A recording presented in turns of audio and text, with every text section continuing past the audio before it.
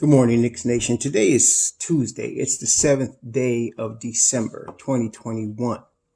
I hope you're healthy, COVID-free today. And I hope your family is healthy and COVID-free and that the needs of you and your family in terms of food, shelter, clothing, as well as health are being met today. Blessings upon those that are working in the healthcare field, trying to save lives every day. Blessings upon those that pick up garbage to keep our streets and sidewalks clean.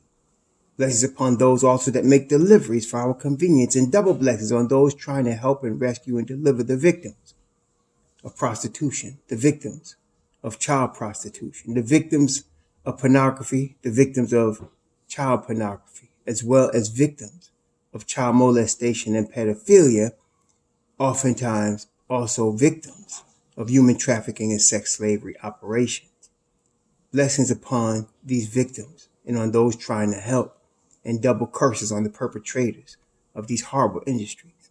Finally, blessings on the homeless. 600,000 men, women, and children homeless in the United States today, and millions around the world in the same or worse condition. Blessings upon them, for theirs is the kingdom, and on those trying to help. There's going to be a basketball game tonight. Our New York Knicks are going to be playing the San Antonio Spurs in San Antonio. Before we get into the game, I'd like to address some more stupidity and BS coming out of the media that's affecting Knicks Nation. You know, it always is the case that people will readily accept negative news before they accept positive news. And they will regularly spread negative news quicker than they will spread positive news. That's just a common thing. But this is especially true in Knicks Nation, who has the battered wife syndrome, so that any negative thing we're ready to believe quicker than any positive thing. And we're ready to see things negatively before we see anything positively. Yesterday, the word that I saw going around that was annoying was the word desperation. Knicks appear to be desperate. I've heard that. It was multiple times. And then I saw it in the media and I realized where everybody was getting it from. Okay. Let's do some school. The idea that Tom Thibodeau and almost everybody in NBA wants to accomplish is 48 minutes of good basketball. So whatever your game plan is, in the case of the New York Knicks, 48 minutes of really good high-level defense, 48 minutes of rebounding, 48 minutes of ball movement. That's what you want, 48 minutes of getting good open shots and easy baskets. 48 minutes. Very few teams accomplish that. The top teams accomplish it more than the bottom teams. And so the goal is to get 48 minutes of good basketball. I think everybody agrees with that. Now, you're not going to get your starting five, for example, to play 48 minutes of good basketball just because of the fatigue factor. There's 82 games, and you're not going to get, you're not even going to get one or two guys generally, playing 48 minutes, period. And then 48 minutes of very high level basketball. So what you want to do is you want to create rotations where you can mix and match players and the total can create 48 minutes of good basketball. So for example, Mitchell Robinson, who I believe is probably not going to be starting today. It could be him or RJ, but I think it's more likely Mitch. And what's the problem with Mitch?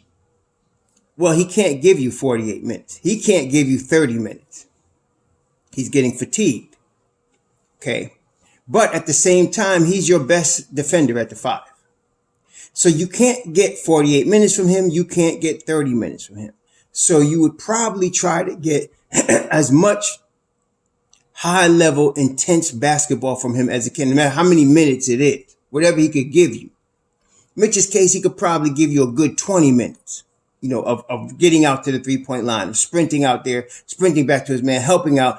For about 20 minutes, he could do that. So that's what you play him, 20 minutes. Then you see if you could get in that 5 spot another 28 minutes from other players that could give you high level basketball on the defensive end, protecting the rim, moving the basketball, so on and so forth, right? So you have Mitch on the bench. You might bring out Taj Gibson because he could give you 15 to 20 minutes. You might bring out Nerlens Noel because he could give you 15 minutes. You might bring out Jericho Sims. He might be able to give you 10, 15 minutes. And the reason I say 10 to 15 minutes from Jericho Sims is because he's young and inexperienced. So he's going to make mistakes. You want 48 minutes of good basketball. You're minimizing the mistakes, right? You're minimizing turnovers. You're minimizing low IQ and bonehead plays. So you're trying to get 48 minutes of good basketball out of the 5 positions. Well, you want to do that in all 5 positions. You want to get 48 minutes of good basketball from all 5 positions. Okay? So now, with that in mind, listen carefully. You have some political situations and you have some contractual situations. The NBA is, after all, a business. So those of you calling for Randall to go to the bench or for Randall to be traded, again, forget it. You're in fantasy land. They're not going to do that. He is a fixture in the starting lineup. They just signed him to a $100 million extension. He's not going anywhere. And there's a lot at play than just his turnovers. You have to understand that. So, no, Randall's going to be there. All right. So you're dealing with Julius Randle. He's not going to play 48 minutes. As we know, what we've been doing is supplementing Obi Toppin. Right? So between the two of them, you're going to get 48 minutes. Now, you want them to minimize, obviously, the turnovers. You want them to get good shots. You want them to high level defend. You want them to be able to move the basketball and make the right play. That's okay. That's what you want from that. Then you do the same thing at every position. So the goal is to try to get a rotation. And in Tom's case, it's a 10-man rotation where you can make combinations to get 48 minutes of good basketball. And that's what we've been missing. That's why he's twinking with the rotation. He settled on the players he wants in the rotation. And he has said multiple times they can play multiple positions. For example, Alec Burke can play the 1, 2, or the 3. Okay. He's what you would call a jack of all trades, master of none. Fine. But you could utilize him to get that 48 minutes. You utilize him in this case. We're utilizing him at the point guard. Why? Because one of the things that was hurting us with Kemba is that he was not stopping the point of attack dribble penetration. Okay, that's the problem. Once you allow people to get into the paint, especially a point guard or a 2 guard, they're causing all kind of havoc for you because now your defense is compromised. Okay, and you got to have your 5 guy, your Mitch Robinson, guard his man and the man that just beat you. So now you have Alec Burke stopping that. Okay, then you have now the 3-point line problem. We've been giving away threes, mostly from the other team's 5s. Okay, or their big man hitting threes on us. Particularly, we saw the Joker do it. We saw Vucevic do it. Okay, against Atlanta, we didn't have that problem because Capella is not a 3-point shooter. He's a rim protector first, right? So we don't have to worry about that, which is why it went very well against Atlanta. Against Brooklyn, Durant is not a 5, but he is 7 feet tall. You see, so he presents a lot of problems, and we did well against him because you had Julius Randle guarding him, most of the game.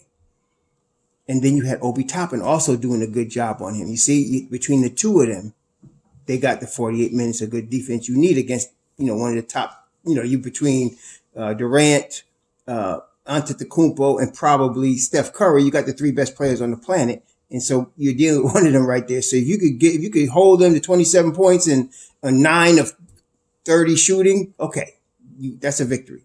So that's what you want to do. So now the adjustment is you're getting Mitchell Robinson, who can't get out to the 3-point line on a consistent basis more than 20 minutes. So you got to supplement him. So Taj or Nerlens Noel, or you're going to go small and have Julius Randle guard their 5 spot because that way you could get out there.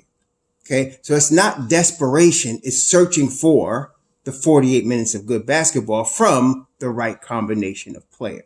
That's what Tom Thibodeau is doing. Okay. So just, that whole desperation thing is very cursory, shallow, weak. It's not even an in-depth thought. Okay, that's why it's fodder that the media tries to jump on Knicks Nation with, and unfortunately, a lot of y'all grab it because, like I said, we the battered wife syndrome. You grab that stuff as quickly as possible, and you don't look at anything negative. Okay, but I mean anything positive, everything negative. So That's what Tom Thibodeau is now doing. So when he's talking about a change in the lineup, he's going to make a change. And his idea is to somehow between the 10 guys he's playing, get 48 minutes of good basketball. So when he says the other day, like, for example, he talked about Quentin Grimes and he said, he played both sides of the ball. He played well. He could shoot, blah, blah, blah. What he's saying is the minutes I got him out there, I had whatever those minutes was, 6 minutes, 10 minutes, 12 minutes. I got 12 minutes of good basketball. That's part of the 48 we won. Okay. Now, I don't know if he's going to play Quentin more minutes. Is he going to start Obi? I don't know. I'm thinking Obi. I put it this way. The reason I mentioned Obi the other day is because I could see Obi knocking on Tom Thibodeau's door, his coach's office, saying, Coach, if you're going to make a change, I want an opportunity to start. I could see Obi doing that. Why? You saw him leaving the game against Brooklyn. He did not want to come out of the game. He's tired of being taken out in the fourth quarter. He's playing this whole season overall as an overall thing at a very high level. And yet he's not at his best level because he's not getting as many minutes. Now, he's a guy that you're playing 10 to 20 minutes that could really give you 30 minutes. He's not having any problem losing steam or running out of gas. He's got high energy. So he's going to want that. And Tom's got to decide, okay, if I put Obi in this position to get 30 more minutes, because he's going to help me get 48 minutes of good basketball for my team. That's what he's thinking. Okay. So whatever decision he makes, and I'm telling you, I told you all before the announcement came out yesterday, if you recall, I said he's going to make a change. He's making a change. Okay. I don't know who he's going to start but somebody's going to the bench today. Like I said, Randall's a fixture and, Alec Burks is a fixture. They're not moving. They're staying in the starting lineup. I don't know. I mean, some of y'all said Fournier might be the candidate to go to the bench. I could see that. But then again, I don't want to if I'm Thibodeau, Fournier's finally finding his rhythm. I don't want to disrupt that rhythm by putting him in the second unit. He's committed to the defensive end. Fournier's defensive problems are not based on effort. They're based on talent. Okay. He's just not physically gifted to stay in front of NBA players, depending on who the player is. But he puts the effort in enough. Then again, one night he made 4 steals. He could help us. And of course, when he gets in the flow, he can shoot the basketball. And Tom wants shooters out there. So I'm thinking Evan Fournier is probably staying in the starting unit. That means Mitch or RJ. Now, RJ coming back from sickness. He was in shooting Sunday, Tom said, which I wasn't surprised. And I'm glad Tom clarified what he meant by not putting the work in. It was because RJ was sick, is what he was saying, which is fine. So now RJ is feeling better. You put that work in, that shot will come. So that leaves Mitchell Robinson. So I'm thinking Mitchell Robinson would not be starting today. He's going to come into the second unit and you're going to have somebody else start. I'm not sure who it's going to be, but it'll probably be either Taj or Nerlens. Now, that's fine. But you're still going to see Mitchell Robinson in the second unit. Matter of fact, second unit might be better. See, again, you bring the second unit in, you put Mitchell Robinson with Derrick Rose, IQ, maybe Quentin Grimes, right? And Obi. Now you have a second unit that could give you high-level basketball for whatever 15, 20 minutes they're on the floor. That's what you want. Okay? So we're playing San Antonio. San Antonio is very much like the New York Knicks. Their record is worse than ours, but that's because they play in the West. That's the problem. They're 8-14, but they play in the West. That's the problem. That's the problem for them. If they were in the East, they'd probably be in the top 8, top 7, top 6 right now. They play very good basketball. Last night they lost a tight game to the Suns, and it was very much like we would play. So they came out, they led after the first quarter 33-26. Then they let go of the rope and they went down in the half by 48-51. Then third quarter, they got spanked and they lost the third quarter by 6. Now they're down 9. They come back in the fourth quarter. They come back strong in the fourth quarter, but they come up short and they lose the game 104-108. Doesn't that sound like our team?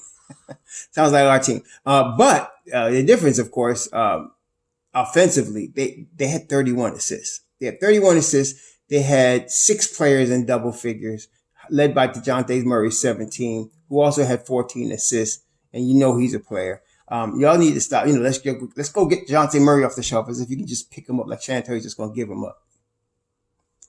Anyway, so That's who we're playing tomorrow. The good thing for us is that they lost to the Suns last night. So this is the second night of a back-to-back. They're at home, though. So this is the second night of a back-to-back at home. So the key here for us, again, we're trying to get 48 minutes of good basketball. Tom is going to tweak the lineup tonight. Somebody's starting. I'm assuming Mitch is going to be in the second unit, and that's going to help us in terms of guarding. The point of that is to guard the three-point line. He has solved the problem of dribble penetration at the point of attack by simply putting Alec Burke there. And so now we're going to, and then we got to create more ball movement. So last night, for example, they shot, that is the Spurs, they shot 38% from three. They were 11 of 29. So they put up a lot of threes. They put 29 up last night. And they got Doug McDermott, who used to be a Knick, and we know that he could shoot the three, make buckets. And of course, they got others. And Dejounte Murray was 2 of 2 from three. So they could light it up from three. They can. All of their guys could do that. Podol didn't shoot any threes, but he's capable of hitting threes. So the Knicks are going to have to guard the three-point line. They're going to have to guard the point of attack. Dejounte Murray, Lonnie Walker, Derek White. All of these guys could get in the lane on you. Got to guard the lane. Got to guard the lane. And I think we got that covered. And then we got to minimize our turnovers. Last night, San Antonio had 15 turnovers. So they do turn the ball over a little bit. We have to minimize our turnovers. And then we have a chance to win this basketball game. Not only that, the Knicks play better on the road.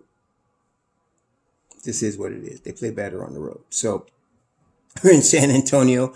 All the odds are going in our favor tonight. I like the way it's going to go. I'm not concerned with the standings right now. The Knicks are 5 games from first place.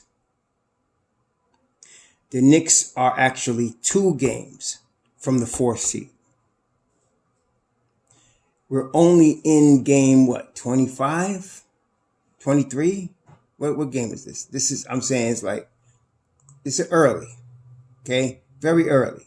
So it's not like, nobody's panicking right now. Let's see. The Knicks will be playing their 24th game today.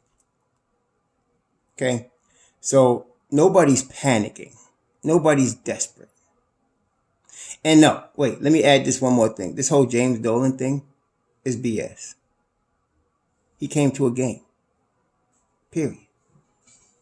He's been staying out of the basketball thing, and he should continue to do that. James Dolan is the owner of the Knicks, the majority owner. One of the things owners like is to make money. The Knicks make money. They also like to save money. The payroll for the Knicks has been, between Leon and the crew, they've been managing that payroll brilliantly. So the Knicks are good. And James Dolan is good. Okay? He's not worried about Kemba Walker. He knows he doesn't coach the team. He understands that. He has said it. He doesn't coach the team. He's not the general man. He didn't hire Leon Rose to question what Leon Rose does. And Leon Rose did not hire Tom Thibodeau to question what Thibodeau does. Again, it's media garbage. Okay? It's not anything we need to be concerned about. But again, people, they say sex sells, and also in sports, drama sells. So that's what they're doing. But my channel is Raw Hebrew Remnant, so we get the raw, straight Knicks content. So I'm just telling you, it's crap. So don't worry about that mess. And there's no desperation. We're just looking for the right combination to get the maximum 48 minutes of good basketball. And I believe they're going to find it. It's just eventual. It's just a matter of time.